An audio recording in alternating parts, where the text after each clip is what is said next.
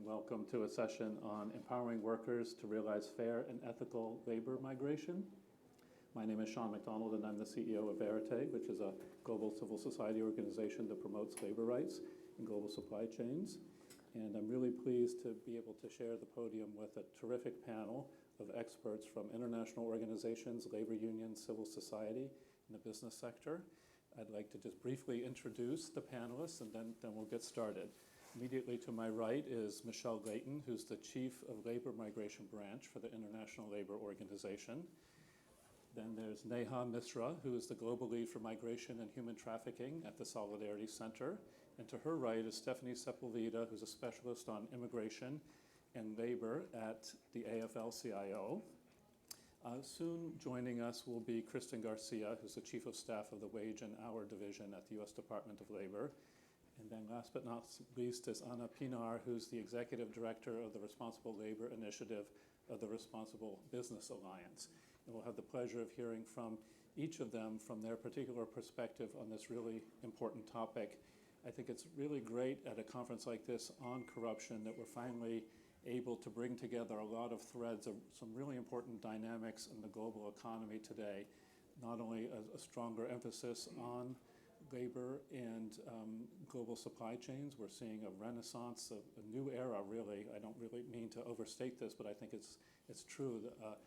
A really new era of accountability for corporations and global supply chains with new efforts in global trade regulation, with import bans on goods made with forced labor, a stronger emphasis by a wide variety of governments on procurement reform to ensure that companies that governments are associated with are not involved in human trafficking.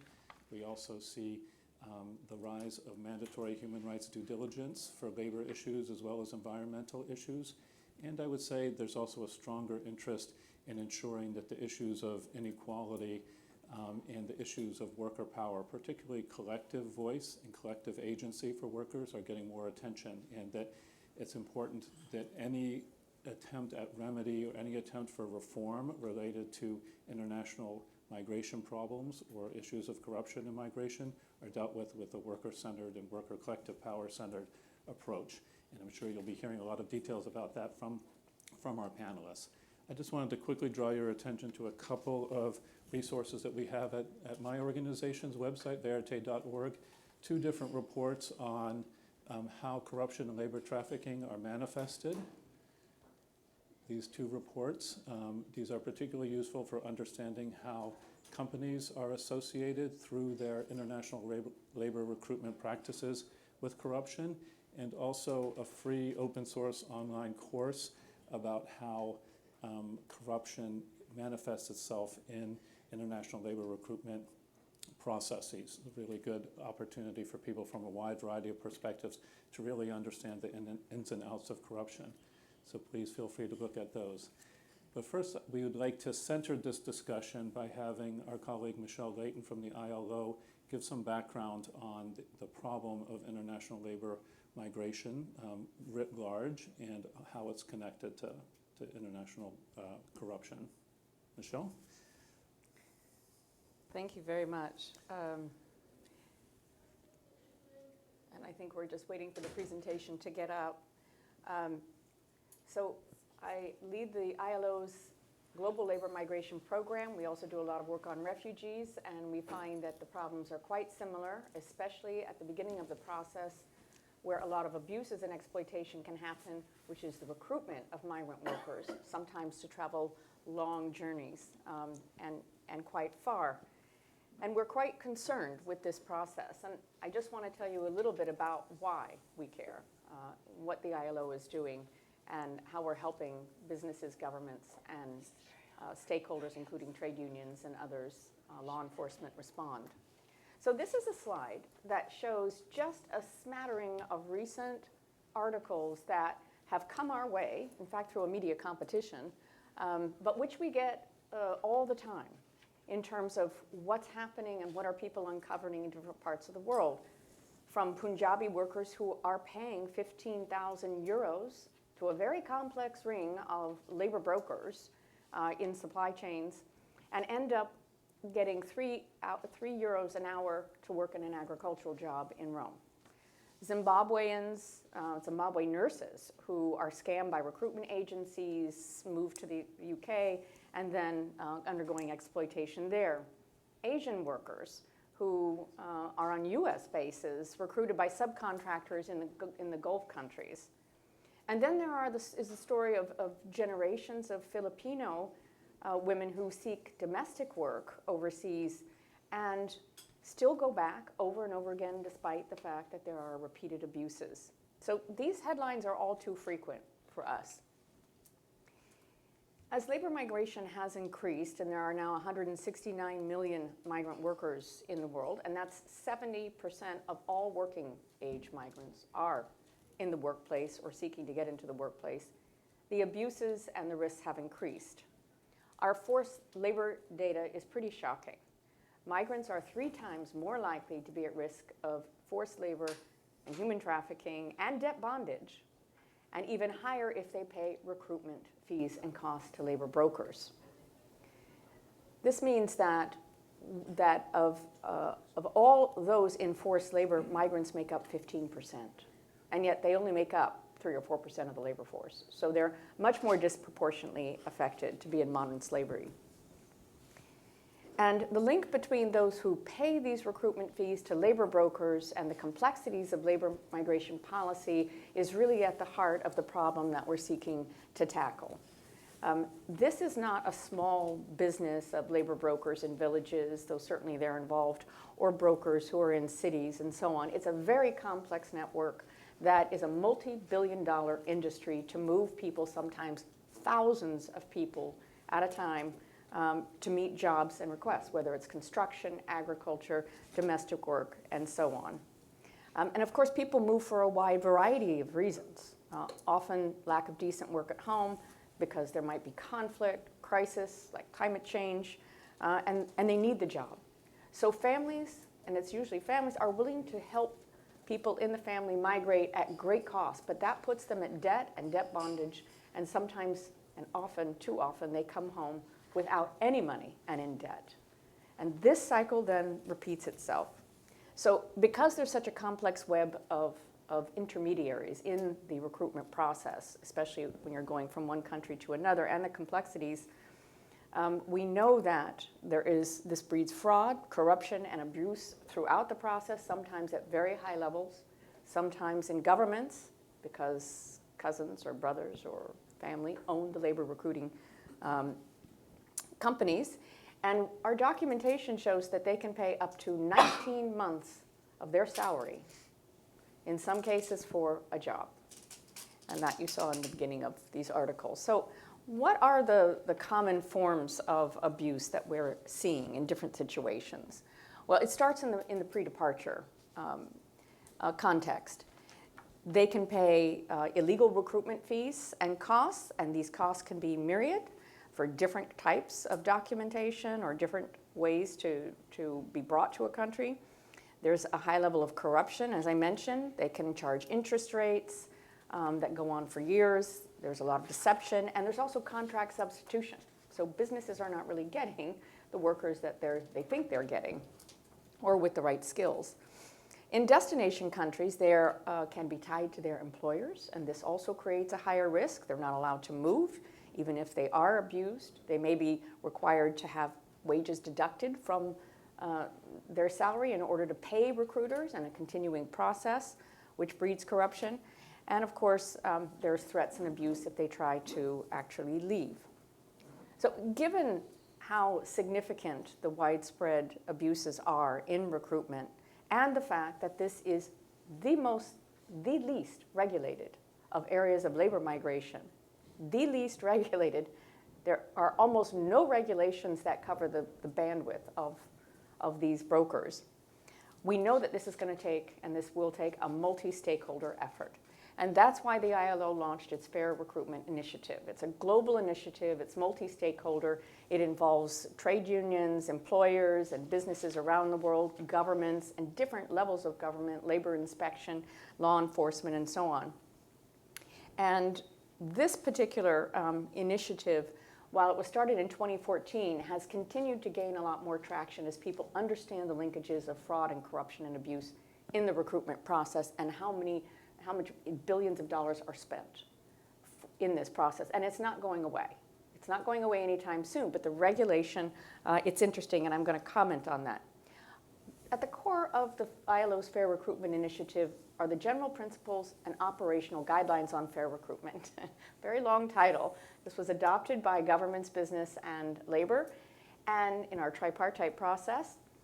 And it is a roadmap.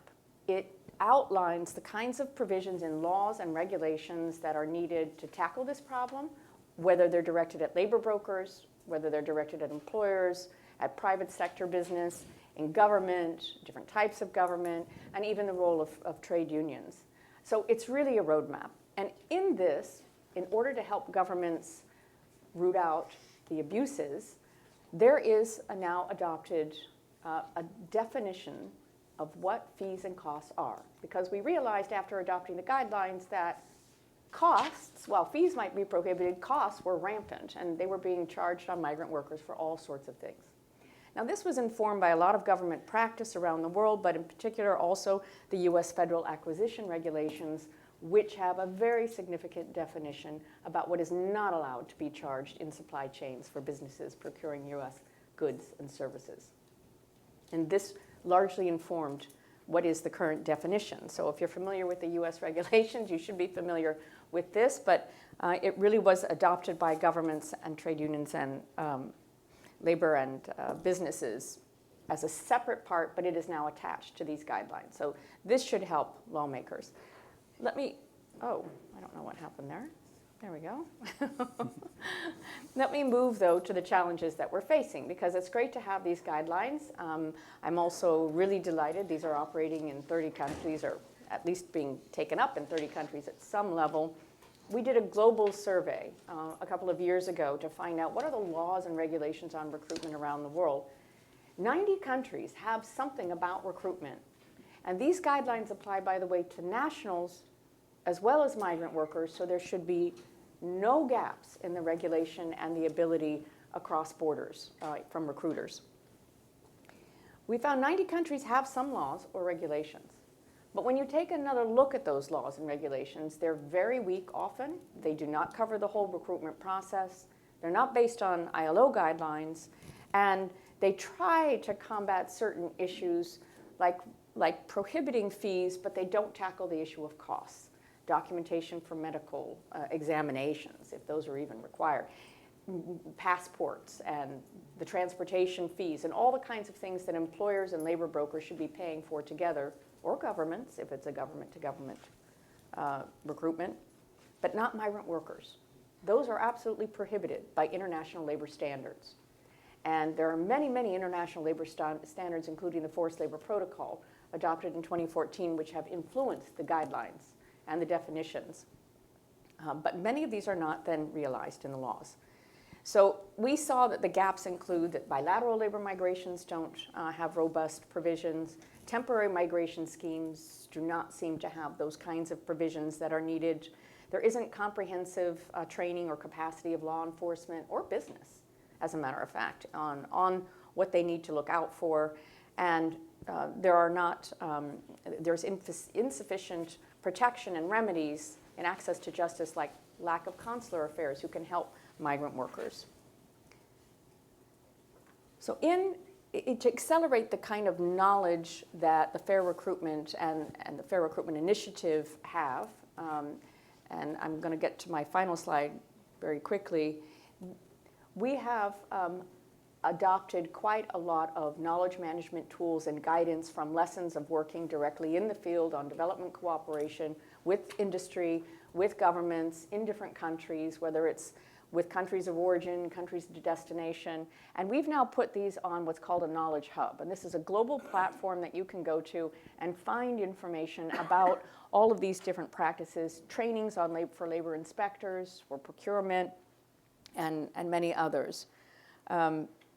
Really what we're trying to do is create a global movement of countries and ministries and local authorities who are joining the Fair Recruitment Initiative to make it happen. And we were very pleased to see it's in the Global Compact on safe, orderly, regular migration, and there's a reason, but we're going to need to do a lot more if we're going to tackle this problem. And finally, the kinds of work that we do, and we're always looking for partners, is to work at different levels, but on examining what are the gaps in the legal reform process. That's a first step. What do they really comply with the ILO standards and fair recruitment guidelines, or where can you fill some of those gaps? Where are some of the abuses happening? Institutional mechanisms that allow governments to really, on their own, regulate this process from A to Z, and private recruiters. The capacity building for different authorities at different levels, but also helping business with codes of conduct. And we did this in Mexico, for example, with the largest forestry and agriculture industry. Their code of conduct includes the fair recruitment guidance. There are due diligence toolkits for employers, work with private recruitment agencies to make those real. We support trade unions in a migrant recruitment advisor, and maybe our colleagues may reference that, a reporting tool, but monitoring is really critical. So the last thing I'll say about this is we do media training, because the media plays a very important role, as I started out this presentation, in uncovering some of the abuses, and we hope more and more. So we're looking very much forward to this panel and to you taking this information home, contacting us if you need to about how to get involved and help implement the Fair Recruitment Initiative where you are, because it's all about bringing social justice to migrant workers, and this is really a critical step in labor migration. Thank you so much. Thank you, Michelle. It was an interesting segue when you mentioned the media interest, because obviously for those of you who are watching the World Cup, you'll see or reading about it in the newspaper, you see a lot of mention of not just the corruption in terms of being awarded the World Cup, but also all the problems of migrant workers that people have been drawing attention to for years there. And so this isn't just an isolated problem there, it's one that's global.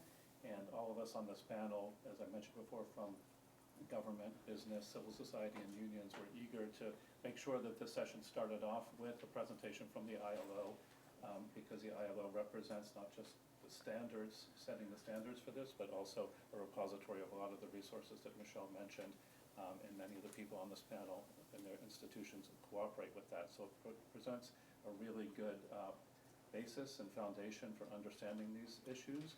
And then what we'd like to do is I will refer to each of the panelists, ask a couple of questions, and then after that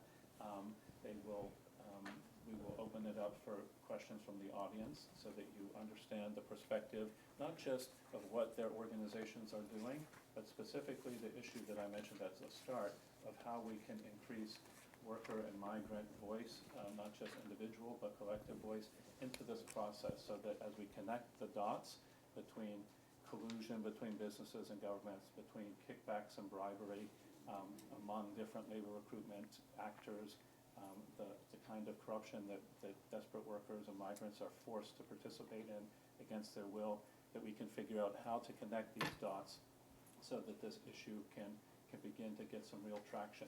As we mentioned, we know that there's a lot of attention on it, but really feel strongly that by highlighting more the emphasis on corruption, where a lot of businesses have decades of experience because of the Foreign Corrupt Practices Act or other similar statutes in other countries, understand the right way to target corruption, the right kind of due diligence around it. And now that we have the opportunity with mandatory human rights due diligence, some of the trade instruments that I referenced before, like the import ban on goods made with forced labor, let alone procurement and the federal acquisition regulations that Michelle mentioned, we have a lot of tools that we can use to hold these various actors accountable for these practices. And it really is something where we also hope that various justice ministries, justice departments in various countries will also, that are charged with enforcing anti-corruption, will take this challenge on as well, because all too often it's seen as something that's other or seen as only a supply chain issue. Of course it's a supply chain issue for corporate accountability, but it's also a matter for more investigation and prosecution. So with that, I'd like to turn to Stephanie from the AFL-CIO and ask Stephanie to give us a sense of what are some of the things you see about labor migration here in the U.S. or globally that open the door for corruption and bribery and contract deception and so on?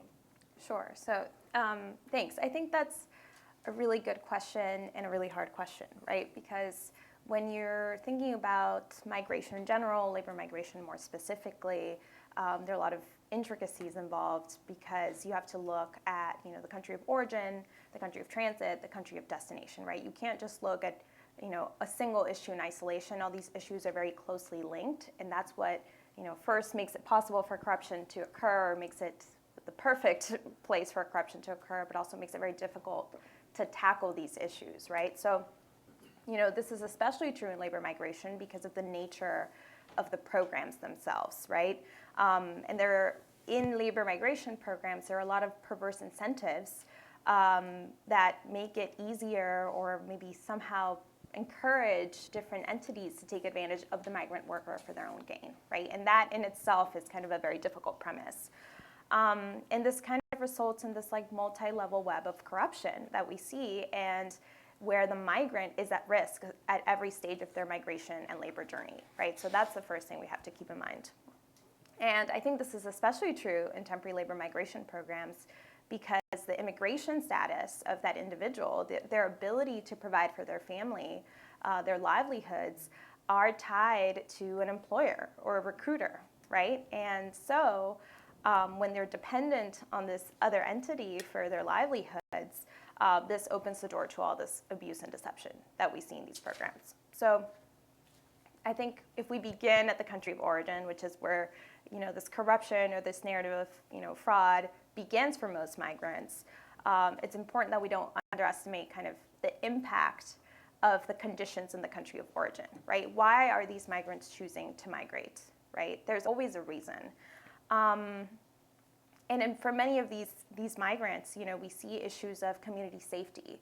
We see issues of their inability to recover from a climate disaster or some other type of disaster, or a lack of rule of law in their country, lack of decent work that allows them to provide for their own families, lack of family-sustaining jobs, right?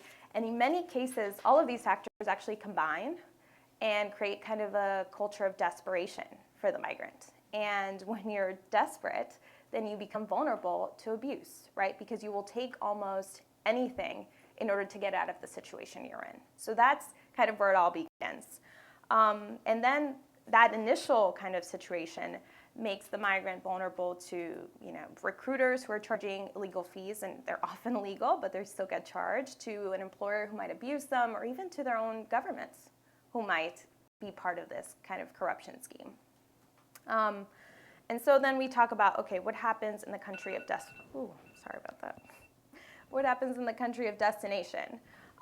In the U.S., and here I can talk about the U.S. because we're typically a country of destination. We have a big number of labor migration programs that have a lot of issues. And what's happening in the U.S. right now is we're seeing an increased demand from employers to expand these programs, right? They want this labor. It's a cheap form of labor. It's a labor that could be exploited because of the reasons I said above. And then at the same time, we see our own government kind of using these temporary labor migration programs as a foreign policy tool, right? Because instead of maybe taking part in some of those difficult ways in which we can address root causes, or in which we can address our own lack of, or our own issues with, retaining employers or retaining workers, or attracting workers to certain types of jobs, the temporary labor migration programs are an easy source of labor that we can take from. So when these things come together, right, it's kind of a breakneck race to increase the size of the program. And when you're trying to increase size of the programs really quickly, that means you're overlooking the needs of the workers, right? And you're putting the needs of the employers ahead of the needs of the workers themselves. And that means that oftentimes in this country and in many other countries in the world, because we see this replicated globally, these labor migration programs gloss over desperately needed labor protections, right? And then that again leaves the migrant worker vulnerable to abuse, vulnerable to corruption.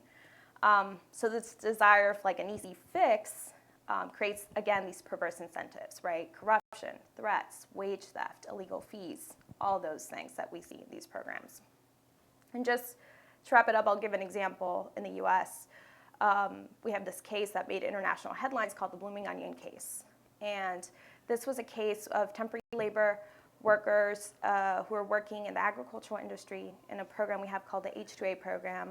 And it's a case involving hundreds of workers that were victims of everything you can think of, right? Kidnapping, sexual abuse, threats, wage theft, illegal recruitment fees, recruitment fraud. I mean, anything you can think of. These people were victims of it. And this just came to light, I think, last year, right?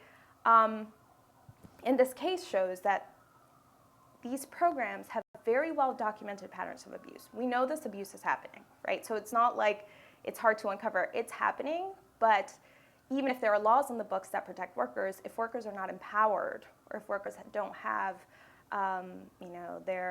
the ability to take control of their own lives and livelihoods, then this abuse is going to continue, right?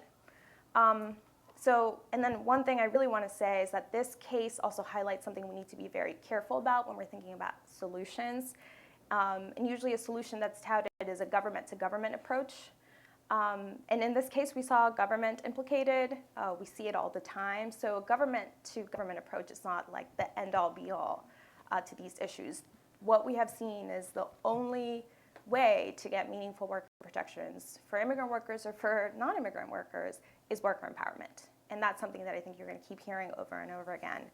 And in this case, I think it's particularly true because workers were coming from regions that are already full of widespread violence and corruption and extortion. They're mainly from the Northern Triangle countries, and then they come here and they face similar things. So it's kind of really, really emphasizes the vulnerability of the migrant worker in these programs. So at the end of the day, we really rely on workers to enforce our labor laws, right? So when a worker or an immigrant doesn't have control of their immigration status, when their livelihood depends on the recruiter to get them the job, or in the employer to be able to stay in a certain country or to be able to provide for their family, there are no incentives to speak up. So this directly results in a system that's riddled with corruption and abuse where all the parties involved, recruiters, employers, governments, have incentives to take advantage and try to manipulate the situation for their own gain. Great, thank you, Stephanie. I'd like to ask Neha Misra from the Solidarity Center to share some of her knowledge and experience about how these corrupt practices are impacting workers directly in terms of wages and other impacts for them. Thank you so much, Sean, and hello, everyone. Good morning. It feels strange to be in a conference room again. We were all commenting on the large hotel, and we got a little bit lost. It's nice to see people still coming in because I think it's hard to find, but it does feel a little strange. But it also feels really wonderful to see you all in person. So thank you so much for inviting me here today. When you go third or fourth on a panel, it's sometimes hard because people say things that you were meaning to say, and I have a great deal of respect for everyone on this panel, and I've worked very closely with a lot of people for many, many years, some for a couple decades, but we won't mention that, Sean and Michelle. But I want to actually just build then. I'm just going to go off of my script a little bit and just build on something that both Michelle and Stephanie talked about, because I think I agreed with everything that both of them talked about, and I think they really highlighted some really important issues for us today. If we're approaching this from the perspective of compliance officers or people looking at supply chain accountability, to think about empowering workers in the labor migration process, or to be thinking about your supply chain and how the labor migration process impacts you, I think both Michelle and Stephanie pointed out some really important things. The first one is, this isn't, when you're thinking about corruption in the system, you have to think about why it's happening. And the reason that it's happening is because of the systems and structures and institutions that we've created to, unfortunately, not govern migration, but to manage migration. And there were a few really important points that both Stephanie and Michelle talked about that I want to mention. The first, and I wish Michelle's slides were still up there, but there was one where Michelle talked about institutional capacities. We often see that labor migration is managed by ministries of foreign affairs or ministries of the interior, when these are people who are coming to work, and yet it's not the Ministry of Labor that's involved in managing the processes of them getting there, or even when they are in the destination country. Instead of having, labor inspectors going in and monitoring a workplace where there's a lot of migrant workers, we often see that it's immigration officials that are involved in that process. And that alone creates these incoherencies that we see that allow corruption to thrive in the processes. Stephanie and Michelle both also talked about the recruitment process. It is such an underregulated, and again, Michelle talked about this, the recruitment of workers is a huge industry. And I think you have some statistics, Michelle, on how much money is made off of just the recruitment of workers, and yet it is so underregulated. You really know as a labor recruiter that you're not going to be held accountable for any of the practices. So even though charging workers fees for the privilege of working is illegal under international labor standards, illegal under US law, illegal in the laws of many destination and even origin countries, it happens as common practice. And as Stephanie was saying, just starting out with having to pay money to work. Can you imagine all of us in this room having to pay someone so that you can go do a really difficult and dangerous job that nobody else wants to do? I mean, that alone, the system is just really messed up, but it's legal. It's all legal and allowed to happen, and it's so underregulated. The things that, I think as compliance officers and those working in supply chain issues, you need to just start thinking about where you're sourcing from and what are the risks involved there. The great news is we have the Department of Labor that puts out some amazing reports every few years. One is the lists of goods made with forced or child labor. If you are sourcing from a particular country and you're sourcing cotton or some other raw materials that are involved in whatever products you make, just look at that list of goods. And if it's on the list, you have to have a higher level of due diligence. The ILO puts out amazing reports about what's happening in different countries, what's happening in different sectors of the economy. Just look at those and the risk that you're going to be facing. And if you're sourcing from a country where that there's very little rule of law, where there's an enabling environment for forced labor to thrive, that should be a place you're looking extra hard at. And thinking about, as both Stephanie and Michelle said, why is it in the garment sector in Bangladesh, that's not a good example, in the garment sector in Mauritania, they're using high numbers of migrant workers? There's a reason for that. It's not just because, there's not enough workers. There's not enough workers because the job, it does not pay well and the conditions are very, very dangerous. So why is that company that you're supplying, that your supplier that you're buying from, using large numbers of migrant workers? And if they're using large numbers of migrant workers, again, as Michelle had the statistic up there, migrant workers are 3 times more likely to be in forced labor. It's not an accident. It's because of the systems and structures that are in place.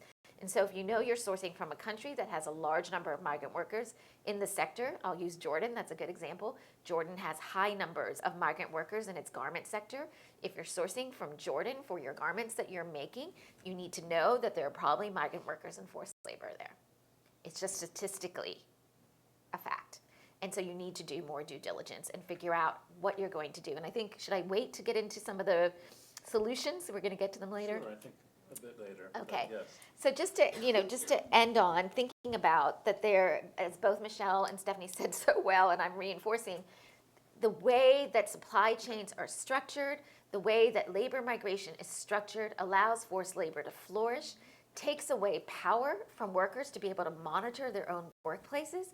And we'll talk about this again, but I think I'll end here. We have to remember, whenever we're setting up systems for compliance, we're setting up systems of due diligence, or we're setting up systems to ensure that there's not forced labor in supply chains, that we're not forgetting about the workers themselves. I often hear all the time about all these different systems that do everything they can, wrap ourselves in pretzels to try to make root out corruption, root out bad practices in the supply chain, and then forget about workers. Workers are not children. We don't have to have a paternalistic thing where we say we're going to take care of them.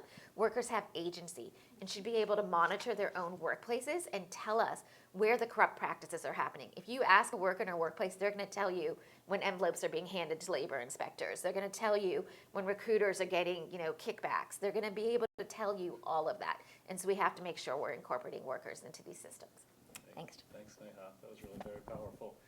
Next, I'd like to ask Kristen Garcia, who's the Chief of Staff from Wage and Hour at Department of Labor, to help us understand what she's seeing in terms of the H-2A and H-2B programs here in the United States, and what are the efforts from the U.S. Department of Labor to deal with this. Thanks. Thanks, John. And I'm moved over from the end there because I thought a lot of people couldn't see me. So just sorry to disrupt the panel format, but thought this might be a little bit easier. So just to give you a sense of who the Wage and Hour Division is, we are an agency of the Department of Labor. So we are a regulatory and enforcement agency that really aims to protect workers in the United States. And so we enforce some of the most basic labor standards, the Fair Labor Standards Act, which provides rights to overtime and minimum wage, the Family and Medical Leave Act. But relevant here, or particularly relevant here, we enforce some of the worker protections under some of the temporary worker visa programs that exist in the United States. So the H-2A program, which is a program for agricultural workers, and the H-2B program, which is also a program for temporary and seasonal workers. And one of the things that I think is really important, and I think has been a significant improvement and change over the course of the past many years, and in particular, this is a focus of the Biden administration, is to really understand that workers who, as many of my colleagues have suggested, workers who are brought to the United States and employed in the United States under these temporary visa programs are particularly vulnerable. And I think it is the role not just of our civil society partners, of our partners in the labor movement, but it is the role of government to recognize that these workers are particularly vulnerable because of the conditions that are inherent in these visa programs. So it's many of the things that have already been mentioned. It's the fact that in the H-2A program, workers are dependent on their employer for their housing. They're dependent on their employer for their daily sustenance. Similarly, in the H-2B program, these workers are dependent on their employer for their status in the country. And that creates all sorts of vulnerabilities and a real susceptibility to exploitation. A couple of things that I want to just point out that I think have been mentioned by several of the panelists, but I think we really see in our enforcement work and in our regulatory work that really, I think, are sort of twin risk factors for increasing exploitation, increasing wage theft, and increasing the risk of labor trafficking. One of that is the unlawful fees that have been mentioned.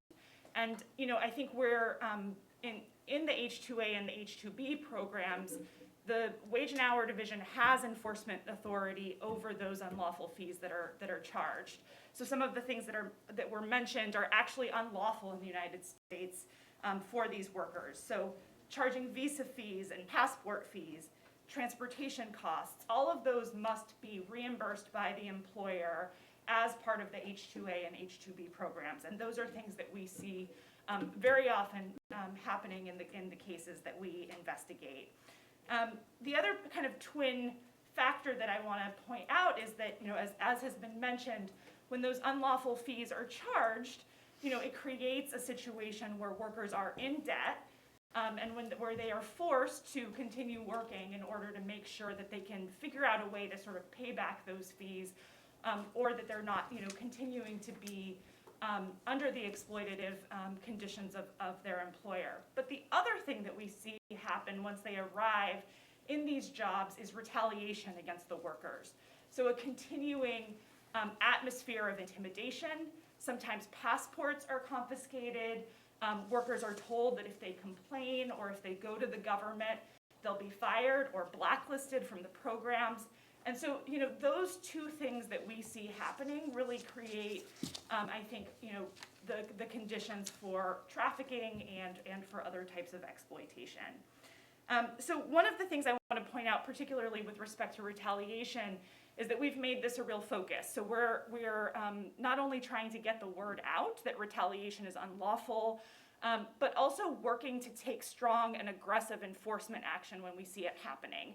So we're partnering with our colleagues in the solicitor's office to bring cases in court immediately when we see this happening to secure temporary restraining orders and prevent employers from further retaliating against workers. The other thing that we're doing is putting out policy guidance to let people know what counts as retaliation? Confiscating passports counts as retaliation. Threatening workers about their immigration status counts as unlawful retaliation. Now, these may seem like things that should be obvious, but I think there is a tremendous power in saying that the law protects workers from those forms of abuse. The last thing I'll mention is just that something that I think hasn't been mentioned as much is, we talked a lot about recruiters and sort of the negative effects that the recruitment process can often have on workers. But another thing that we are seeing inside the US is the proliferation of labor contractors. And particularly in the H-2A and the H-2B programs, these labor contractors are oftentimes undercapitalized and sort of fly by night. So if you see labor law violations, if you see wage theft, it can be difficult to hold those actors accountable. And one of the things that we're really focused on is how we can make sure that we are also holding labor contractors accountable. So in the H-2A program recently, we put out new regulations that would that increase the bond requirements. So in order to be a labor contractor in the H-2A program, you have to secure a bond so that when we come after you and say you violated the law, you owe these workers back wages, we know that we have the ability to collect against a bond. So that's just one example of some of the action that we're taking to make sure we're doing everything we can to protect workers.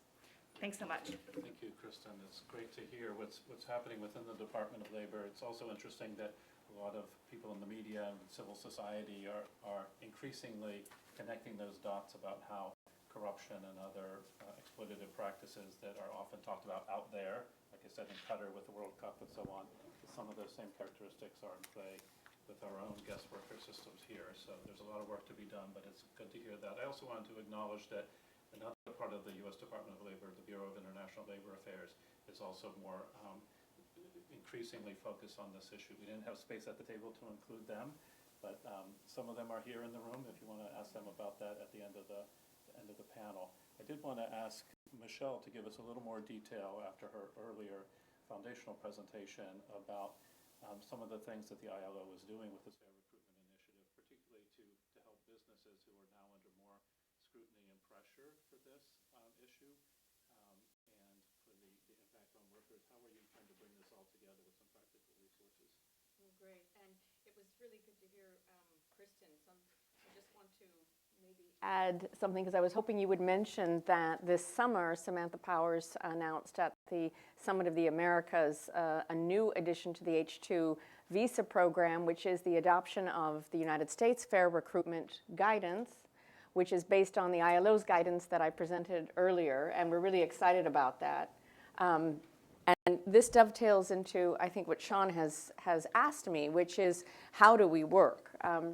Well, in this program, the idea is, of course, if governments in origin and destination would adopt fair recruitment guidance, businesses would then look at that guidance, identify the key issues, look at where the due diligence is needed, follow the roadmap that's presented in the guidance that ILO has, the US has just adopted this, and really seek to root out the corrupt practices so they're not attached in their supply chains. But what we know is that businesses are not familiar either with the new recruitment guidance, or they're not familiar with all of the signs that are signposts that tell them this really needs to have a much closer look. From the country of origin side, we also know that the countries are really struggling. They can adopt fair recruitment guidance, like Guatemala, for example, but it's then a matter to train their people in the ministries of labor, people in ministries of interior and foreign affairs, and others who are involved in the migration process at different levels, because it is quite complex from the time someone is identified to want to go through these programs, what they have to process from the paperwork, who they have to meet with, all of the steps they have to take before they even get to the US or somewhere else. And so each of those processes is rife with the abuse and fraud that can happen by fee charging or pocketing money along the way. So training businesses is really important, and it's terrific to see that there are business associations who are looking as an industry to to try and tackle this process. And I'll give you an example I mentioned the one in Mexico, the Industry in Agriculture and Forestry, which adopted this new guidance as part of their codes of conduct, which are enforced. In Nepal, we worked with a number of businesses and industry. Nepal is a country that does allow fee charging and costs, and that is an issue. However, we supported their adoption of a bilateral agreement with Jordan for a number of workers, and in this particular case linked to the Better Work program that ILO runs, which is a program where factories are run, but they're run under ILO standards. And the migrant workers who go to those particular factories are able to access migrant resource centers and those who can help provide their rights on an ongoing basis. And this process is monitored. But even so, even with a lot of diligence, there are still a lot of people in industry who find it much more lucrative not to follow the rules and to undercut that process. And this is a real challenge because I think it takes labor, it takes business, and it takes the government to really be diligent in coming together to examine these processes. And I don't know how much you know about ILO, but we have 187 member states, governments, businesses from all of those countries, and trade unions that represent over 200 million people, and this is still one of the most challenging issues in labor migration. So we are hoping that a greater movement and awareness raising is going to be key to helping all the actors play their roles. Great.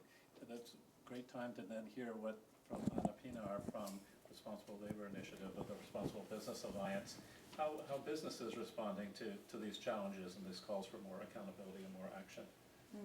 Thank you. I'm really enjoying this discussion, and I'm excited about the interaction, the diversity of the panel here. I think this is a really rich opportunity to hear from each sector. So the Responsible Labor Initiative is a group of companies within the Responsible Business Alliance, which represents all major electronics brands in the world. They came together really to form a common code of conduct for how they would each manage essentially their supply chain and sort of cascade requirements through their supply chain.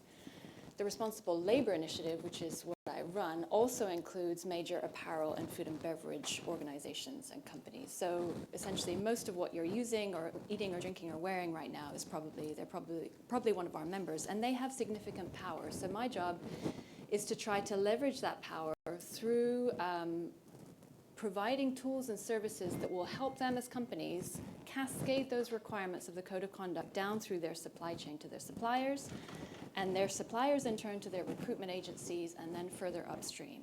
As you know, supply chains are complex, but we have developed significant levels of, I don't think that's my slide, but that's Sean's great slide, good slide. So we work at 3 different levels in terms of providing really practical tools. For the members, it's the freely chosen employment within our code of conduct, and there are multiple provisions in that code of conduct which we then hold our members accountable to, and we also support them in implementing them. So we have a very thorough definition of fees for every country. You have actually a labor migration corridor which tells them what fees are legal, very detailed breakdown actually with the support of Verite, to be able to provide information about each corridor so that companies know. And we also provide extensive sort of detailed spreadsheets for how to calculate fees and remediation where it's needed for workers, and how to conduct an investigation if they have found fees through an audit. So that's at the member level. Those are the major brands. Then they cascade those requirements down to their suppliers. And for suppliers, we provide a lot of other capacity building. It's true, as Michelle said, there is still a lot of lack of knowledge and a lack of capacity, and our job is really to try to equip members to be able to provide that for their suppliers through training, responsible recruitment, toolkits and guidance, and really practical implementation about how they can work with recruitment agencies and what needs to be in that contract, how they need to actually define those fees, and how to identify whether fees have been charged or not. So it goes into a great amount of detail there. And then we also have a program with recruitment agencies, which, as multiple people have mentioned, are hard to regulate and hard to build sort of capacity for. But we see it as an essential piece of the puzzle, because these workers do want to move. They're going to move, whether or not we actually build the capacity of the labor recruitment agency or not. So we're trying to increase the supply and the number and the market for ethical recruitment labor brokers, in order to then provide ways that these businesses and suppliers to our members can actually recruit workers in a way that don't end up exploiting them. Because actually then, both the member and then the supplier, we then hold accountable, okay, if that's happened, you need to do this, you need to change that, you need to go through, do the investigation. It would be much, much simpler for them and for everybody if that labor recruiter was already doing everything right and it didn't cause them so many problems in their audits and non-conformances, which actually are, a hassle for them. So it'd be much better if the whole system was fixed. But we're working on that, and it's a significant challenge. To do an audit, a specialized forced labor audit on a recruitment agency, to actually get them ready to be able to do that, they need to not charge fees in any of the corridors. They need to allow the auditors to conduct interviews in the destination country and origin country. They need to have a very functioning and ability for worker voice to be enabled throughout the whole process. Non-retaliation is a factor in all of our audits. They always make sure that whoever has participated in an interview for an audit is not going to experience retaliation. They need to tell us if they have. So there's a lot of ways that we're practically working, but again, there are significant challenges, I think. We'll get to I'll pause there because I know we're going to get into the challenges, but there's a lot more to say. I'll just leave it there for now. Thank you. What I'd like to do now is just ask a couple of questions myself to the panelists and see who may have something to contribute. We've talked, a number of us have mentioned the fact that we put together this panel with a multi-stakeholder approach. I'd really love to hear if anybody had specific contributions about how you think the confluence of actors working together from civil society, government, business, international organizations can work better. Any particular suggestions about how we could take a more effective multi-stakeholder approach? Any takers?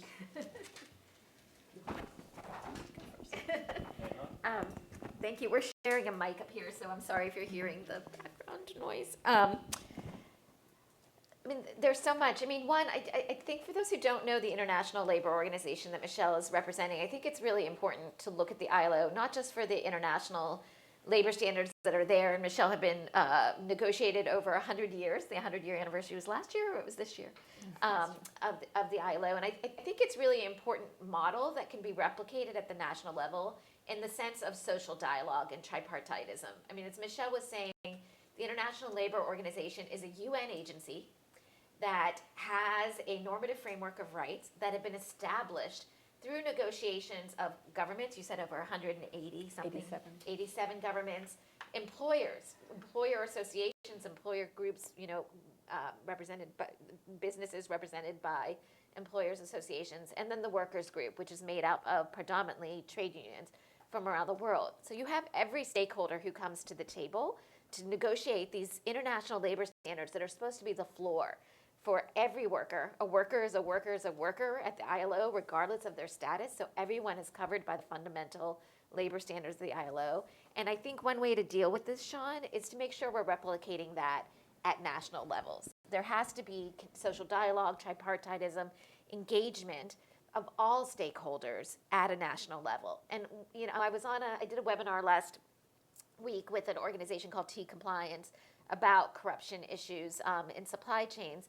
And one of the things we talked about, it is true in a lot of the countries that people, big multinational corporations are sourcing from, there's lack of rule of law. There's not an enabling environment in the law for workers to be able to report violations, for labor inspectors to be doing inspections, etc. And businesses have a role to push for that rule of law instead of just having it be cost of business. And I get it. I understand. I worked in our office in Indonesia for years, and kickbacks and bribes were just part of doing business in that country. And I understand that in order to function there. But I think business needs to play a role with workers who can be the whistleblowers in the workplace, but business to push a role to governments to do more to create that enabling environment where the rule of law actually works and matters. And so I think that's one place where we can work together.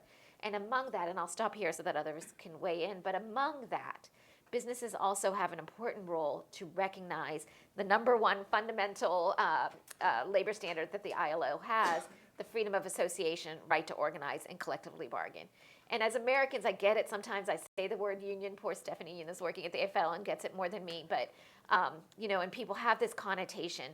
But really, and when we're talking again that workers are not children, workers have agency. And the only way that workers are going to be able to ensure that their workplaces are free from forced labor, that corruption is not rampant, is for them to be able to have collective agency. You can't do it as an individual migrant worker who barely speaks the language in the country of destination, where your manager's holding back your wages, where you paid recruitment fees and you're in debt. You can't expect a worker to be able to exercise those rights in that kind of situation.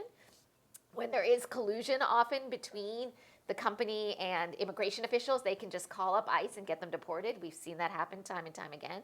When many recruitment agencies in the countries of destination are run by government ministers. I can tell you in Cambodia and Indonesia and other places, the largest labor recruitment agencies were owned by government officials. So when that is happening, you can't expect a worker on their own to stand up for their rights. We need whistleblower protections, but we also need the ability for workers to exercise their collective agency to stand up to exploitation and corruption. And the only way to do that is through the freedom of association, and we need business on our side to support freedom of association.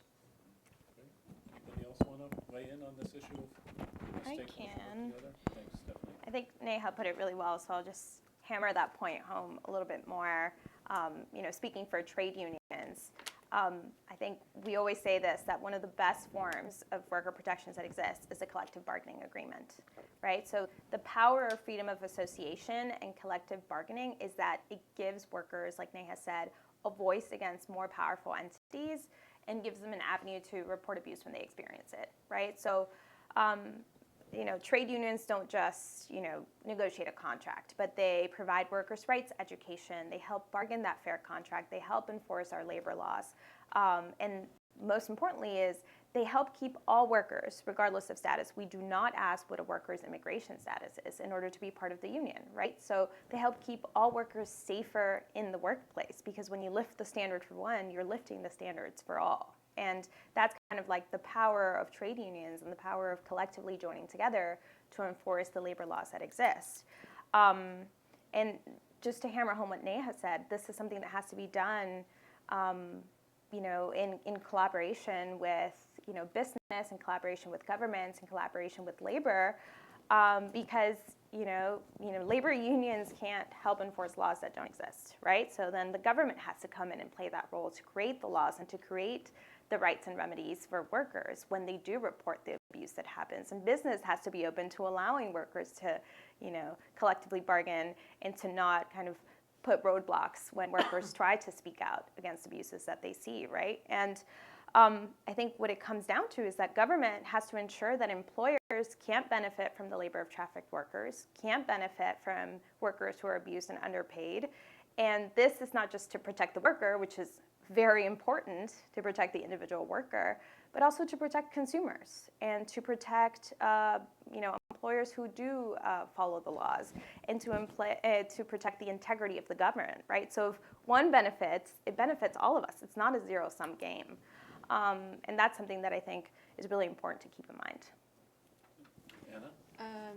So from the business perspective, I think one of the things that we're doing and we've seen be quite effective is in informing and engaging governments on what the expectations are from the business sector to create that enabling environment. It is confusing for businesses when national laws don't align with international standards, and so our code of conduct is based on the ILO and the OECD guidelines. But then in many national contexts, our members aren't able to implement them because we also do respect local law. And so when there's a discrepancy there, I think that does create a challenge. So one of the things is we're trying to do is set very clear expectations for what our members need to be able to thrive and operate in certain countries. And the other part of it that just to mention, this isn't, it's also connected to the issue of forced labor, but with the rise of multiple jurisdictions and countries bringing in regulation on what companies need to do, they also aren't necessarily harmonized, and so then our members are having to comply with multiple different jurisdictions, which is understandable, but then they're also needing to inform their partners in countries of, well, you need to comply with this, you need to comply with this other law, and sometimes those aren't necessarily harmonized or coordinated, and so that's also a challenge for implementation of due diligence. Great, thanks. Now, we all love a good courtroom drama or police show, so let's hear about any enforcement actions.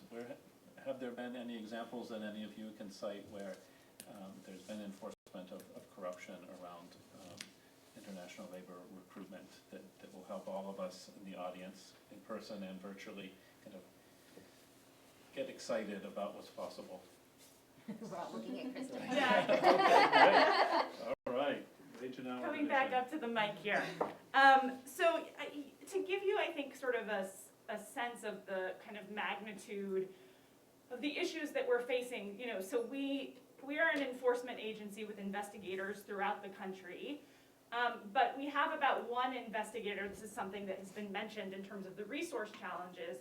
We have about one investigator for every 19,000 workers in the country. So that's a huge challenge to overcome, and I think really highlights the need of working together as a government agency along with our other partners here at the table.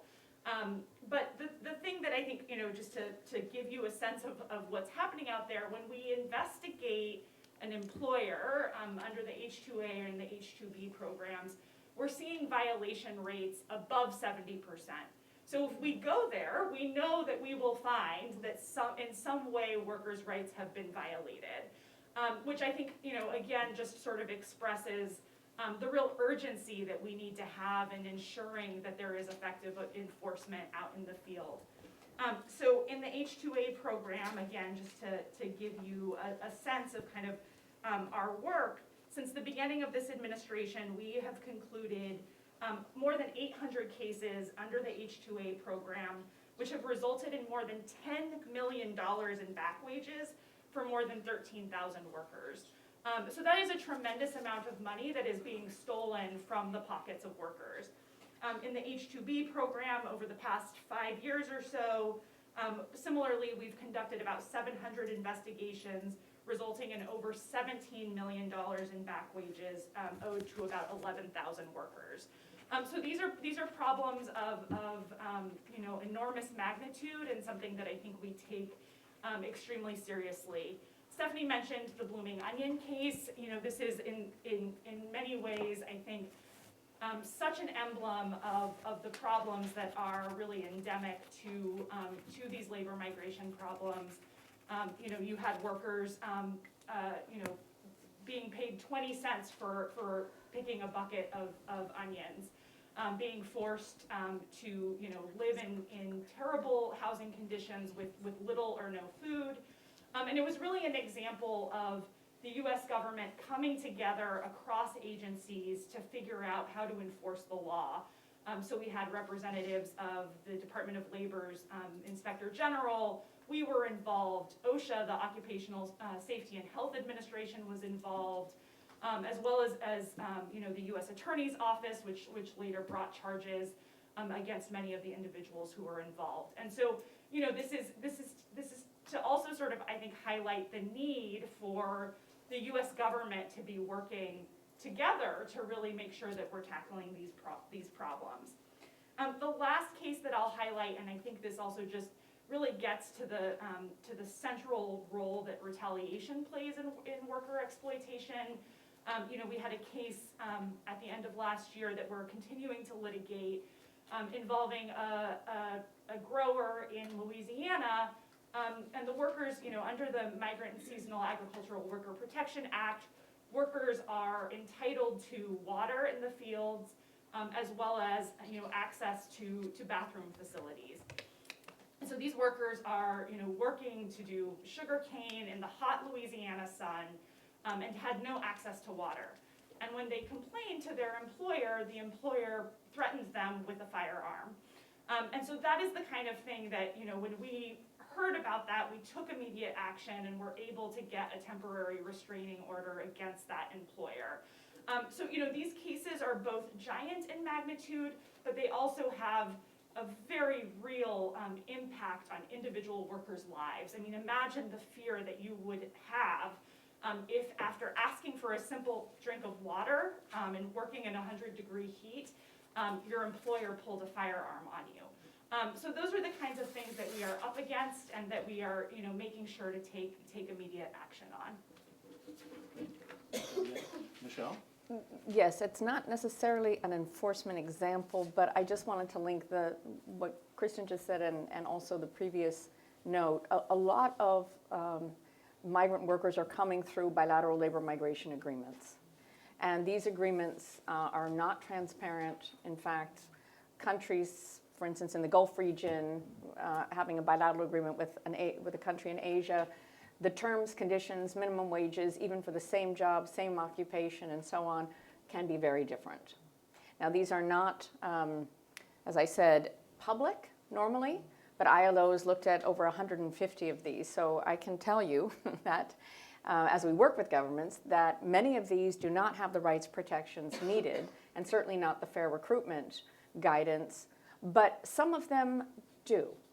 And some of the ones that are, I think, the better ones involve a process where they're negotiated, but business is sitting at the table, trade unions, labor is sitting at the table, and they're discussing how to not necessarily build in every ball and whistle and into that agreement, but how to have a monitoring process where workers can feel safe about identifying some of the problems and exploitation that they may go through in countries of origin and in the country of destination. And they come together and they do meet, the better ones, they do meet to talk about how to address the abuses. So that is another way to try and bring about enforcement and monitoring, especially with countries that don't necessarily have the kind of inspection and enforcement the U.S. has, but I'm still a little bit shocked, one of 18,000 workers. I can see Kristen's very busy. That's a lot when you're finding 70% violation rates. So a lot of this has to go to prevention and setting up the system at the beginning so that it works. It's just, I don't think any country is going to have the ability, from what we've seen, to be able to go in and enforce and inspect every single work site. And if you're looking at domestic workers in private homes, the abuses are rampant, violence and harassment against women particularly. These don't even come out to the light of day, but we did see a lot of this during COVID. So we know that the abuses are really skyrocketing.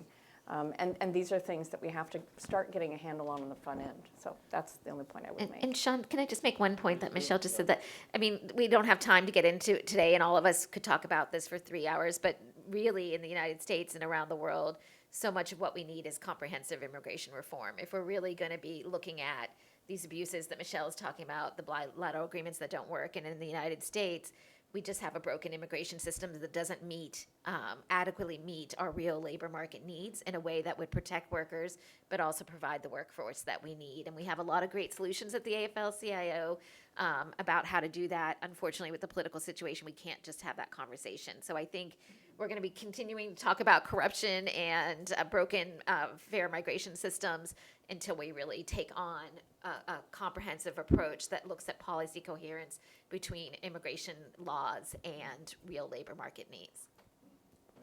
Another enforcement action that I'll just contribute myself, and perhaps others can comment on it if they wish, because I know they're also involved, is the way that the U.S. Customs and Border Protection is enforcing the Tariff Act, the import ban on goods made with forced labor, in whole or in part. We've seen with those so-called withhold release orders, where a company's goods are blocked from entering the U.S. market, that to have that import ban rescinded, companies have had to repay fees back to workers, all these fees that we've been talking about. Now, there's a lot of work to be done to ensure that workers have the voice to describe the kind of fees that they paid and ensure that the amount is the correct amount, and that there are other forms of redress for those workers. But it's an enormous change that's happened to be able to get some of that money back, and has an important deterrent effect on businesses more broadly. So I think that's another enforcement action. And of course, as you may know, the European Union and other countries like Japan and Australia, New Zealand are considering a similar import ban. So that's another enforcement action. Yeah. I thought, just to sort of wind up, if people on the panel had any other statements about particular challenges for dealing with corruption in international labor recruitment, or if there are other things about the enabling environment, particularly from a worker empowerment perspective, that you would like to share. I can hop in, and I'm actually gonna stay seated so that we can keep going. But 2 minutes. One of the things I think that has been highlighted is really this need for worker voice and the need for workers to have a meaningful say in their employment and in their working conditions. And I think, I've talked a lot about retaliation and what we're doing to combat retaliation. And I think in many ways that is absolutely crucial. I think the anti-retaliation protections that exist under the law are really the backbone of making sure that we can protect workers' rights. But it's not the end, right? Because we know that once retaliation happens, that is not a bell that can be unrung. And fear spreads throughout the workplace. And so what we really have to be doing as a government agency and as an entire US government is thinking about what can we do to really promote the conditions for worker voice and worker empowerment. And I think that thinking about those conditions is really crucial because worker voice and worker organizing can't just happen in a vacuum, right? We all know about collective action problems and all of these things. And so the question is, how do we sort of create the conditions for that?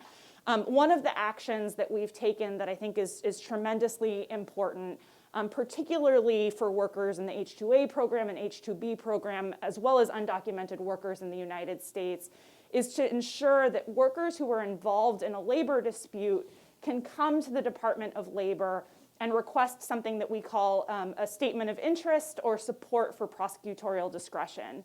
And so what we do is when workers come to us and tell us that they've been involved in a labor dispute, we take a look at that if certain conditions are met, if we have the ability to say that, as a government, we have an interest in this particular labor dispute, we send a letter of support to the Department of Homeland Security so that those workers involved in that labor dispute can seek prosecutorial discretion from the Department of Homeland Security. So, I see that really as an important tool that we have in ensuring that immigration-based threats and immigration-based retaliation can't happen in the first place. So that's one action that we've taken that I just really wanted to highlight. Another thing that we're thinking about right now is inside of the H-2A regulations, we want to be thinking with all of you, with our partners, about what we can do inside of the regulations to promote worker voice. So I'll do a little plug. Tomorrow night we have a listening session actually at 7 o'clock to sort of discuss some of these issues. But the department has announced that we're going to be undertaking rulemaking to precisely figure out how we can increase employer accountability and how we can promote worker voice. So those are just a few of the actions that we're taking, I think, to really make sure that we're making a dent in this space and that we're using all the tools that we have available. You want to say something, then we'll open it up to questions. Yes. I'll comment on that, and I think it's a great segue to something I wanted to say and something I started off with, which is, workers' agency is the single most fundamental thing that we have to achieving fair migration and decent work for all. If we want workers themselves to be empowered to enforce our labor laws, then we have to make sure that they're protected. And I think some of the initiatives that the Department of Labor has, what Kristen mentioned about deferred action, is something that trade unions are working very closely with, right? And I think it shows another benefit of trade unions, which is providing that support for workers, right? We hear about these processes that exist, and then we reach out to workers who may be in these situations, and we help them file these claims, and we help them get these immigration protections that are available. And that's something that we're working on very actively with the DOL and the NLRB in the U.S. But it is something that is very, very important, right?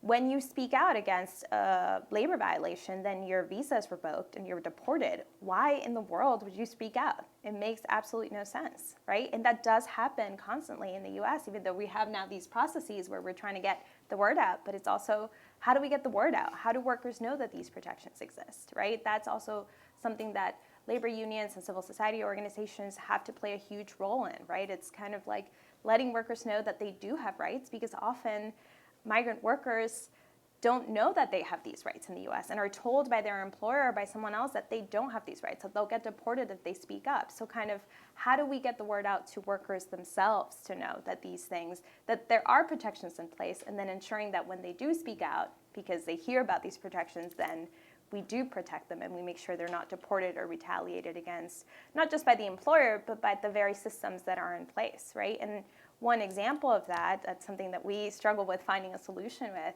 is in a country of origin, if a worker is charged a recruitment fee that is illegal in the US or in that country, and they go to the embassy and report it, then they just don't get a visa.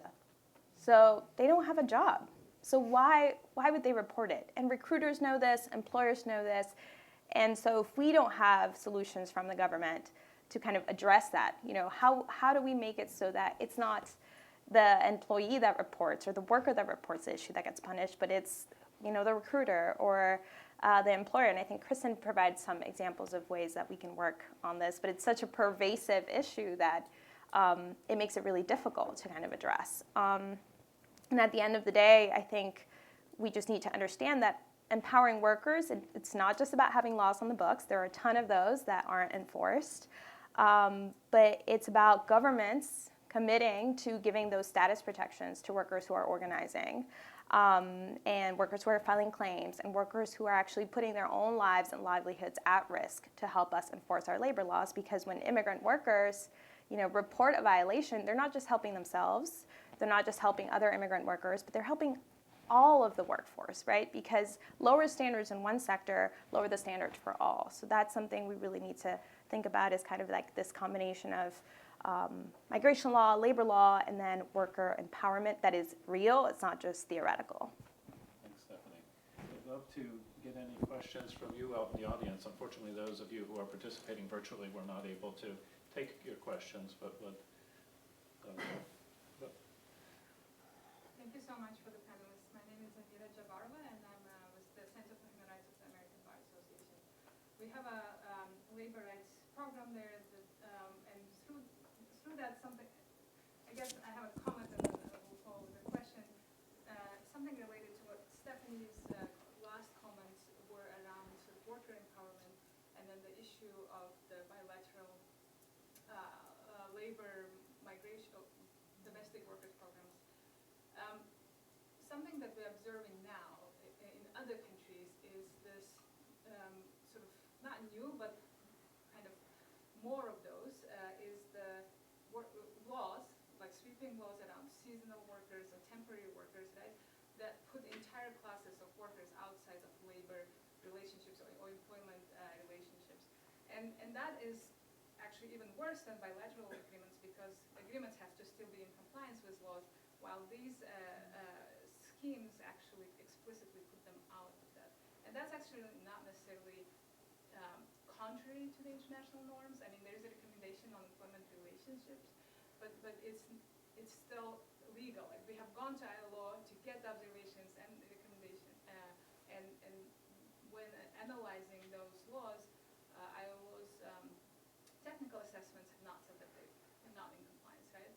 So I guess my question is, if any of the panelists have a comment on that, and my call to everybody who's here and the panelists is actually, we need to really focus on this problem, because this problem is getting worse and worse, and it's actually, once we have more and more of those laws in place, we don't even need those agreements anymore, right? And so it just basically pushes whole sectors of workers. And one of the things that are sort of very, well, they strip these workers of the various labor protections. One thing that's very consistent is they don't have freedom of association rights, and that obviously, to the point of all the things that were mentioned, then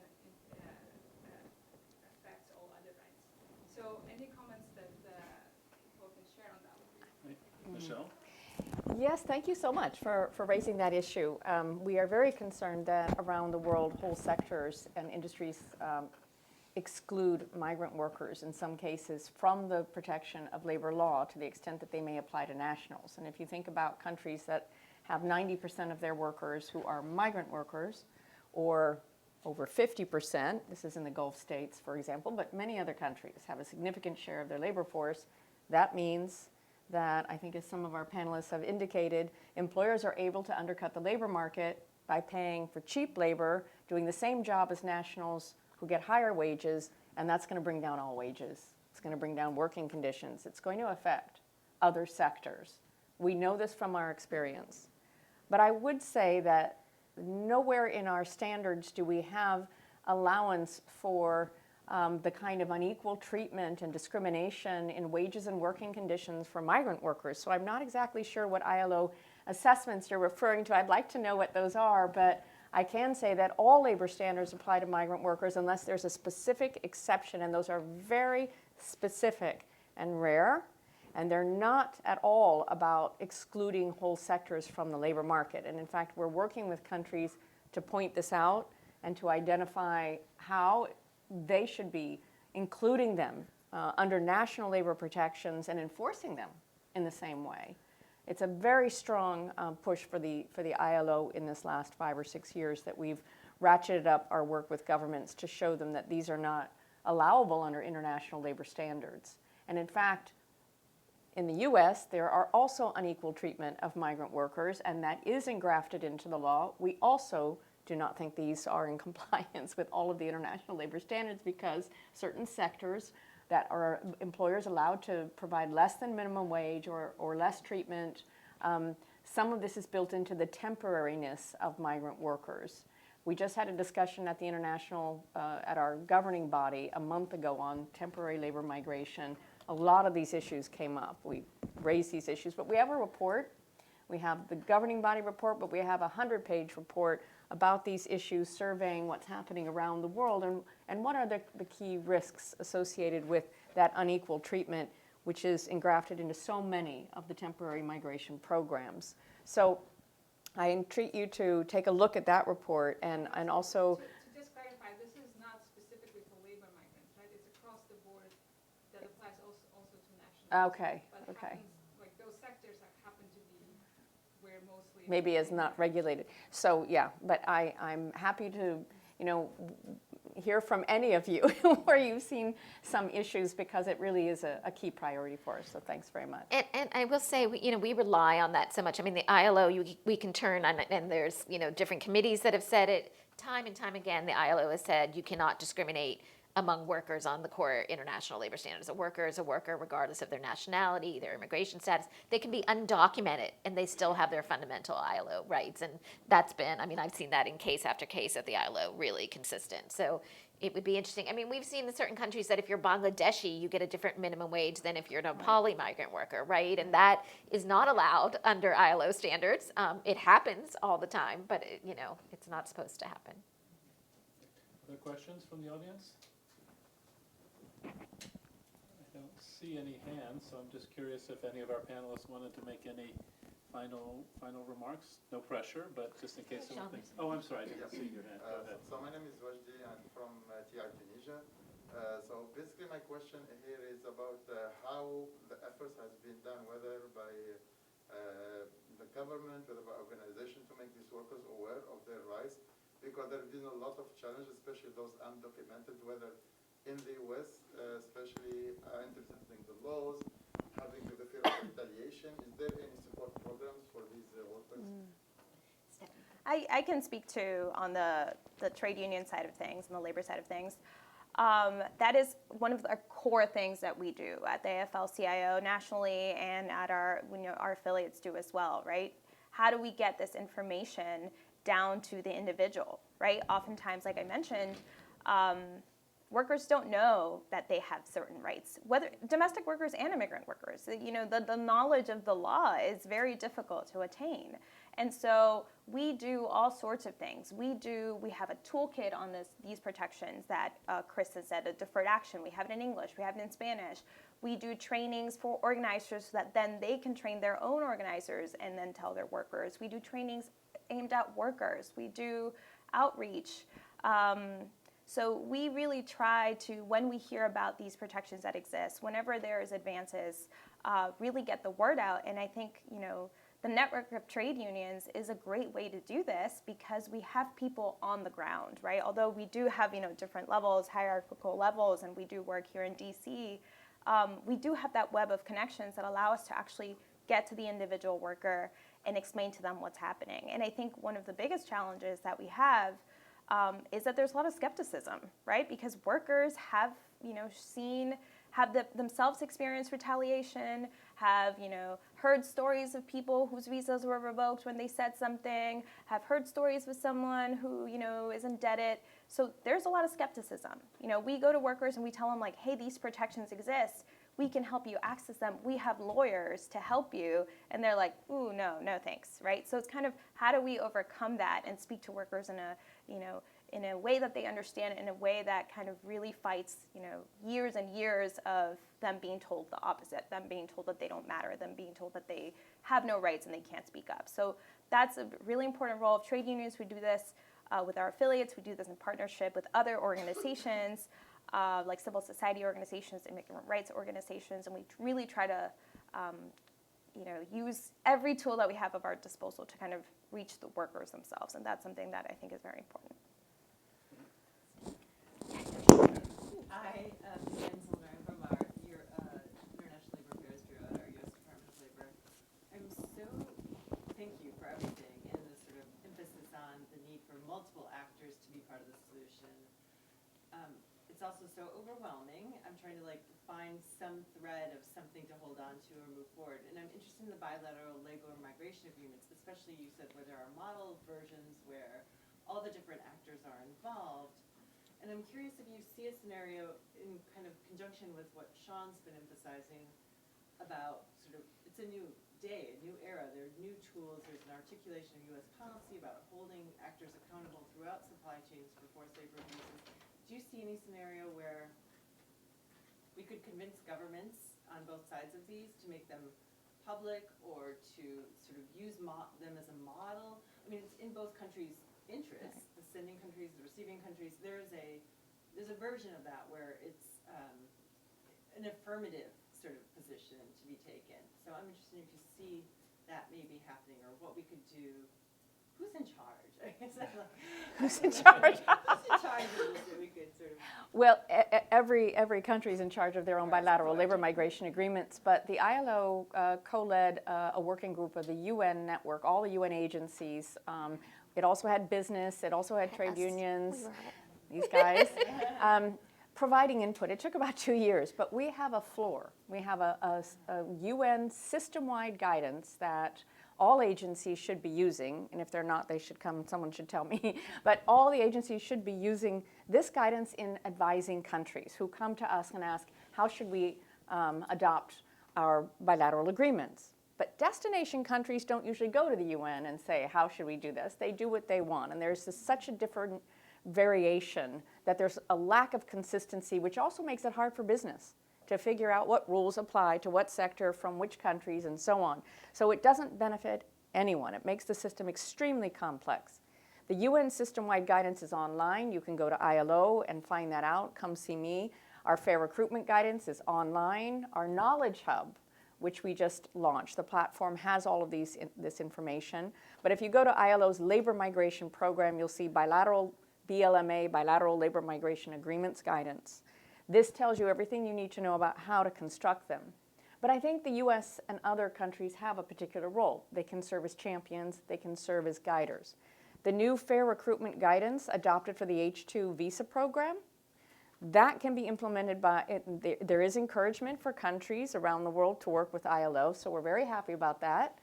But there can be some encouragement, and ILO is happy to work with the US to encourage countries that have a lot of migrants that do come to this country to adopt the kind of programs and bilateral agreements with other countries so that there is consistency in the BLMA process. And we are very happy to help training.